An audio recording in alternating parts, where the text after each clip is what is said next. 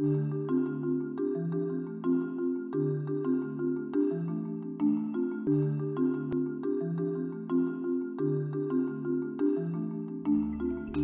du roman est à la fois très simple et très symbolique de tout le roman. Il se gare sur le trottoir d'en face de chez lui, qui est un chez lui qui n'est plus chez lui, en fait. Voilà. C'est sa propre maison où il a vécu pendant pas mal d'années, et il observe à travers le portail la vie qui s'y mène. C'est plus sa place parce que sa femme l'a largué, il ne voit plus ses enfants qu'un week-end sur deux, et il a été expulsé de son refuge, quoi, de son foyer.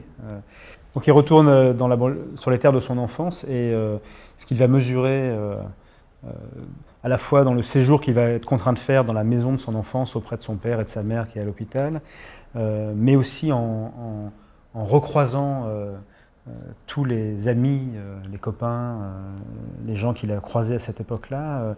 Il va mesurer à la fois ce qui est advenu de ces lieux-là et de ces gens-là, et la distance qui s'est creusée, à la fois culturelle, affective, sociale, avec son milieu d'origine, lui signifie qu'il n'est plus d'ici, qu'il n'est plus du milieu dont il est issu, qu'en épousant la vie d'écrivain, en fréquentant les milieux intellectuels, en menant une vie comme ça d'écrivain de bord de mer, il est passé de l'autre côté de la barrière.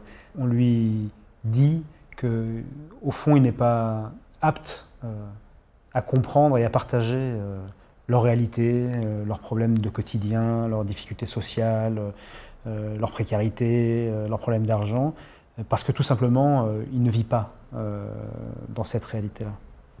La périphérie, c'est un mot qui a un sens, c'est-à-dire qu'on est à la fois dedans et dehors, qu'on est au bord des choses, mais qu'on n'y est pas complètement. Et en même temps, ce lieu commun que j'appelle les lisières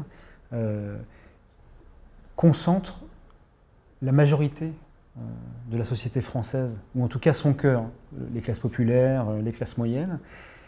Et au fond, c'est comme si le centre même de la France, le cœur de la France, était rejeté à ses propres marges. Ce qui a nourri la réflexion qui a porté le livre. Maintenant, mon livre n'est pas un essai du tout, c'est un roman dans une tendance du roman contemporain qui est d'essayer, à travers le destin d'une famille ou d'un personnage particulier, d'embrasser une vision globale sur une génération, une strate de la population, une catégorie de la population, voire un pays tout entier.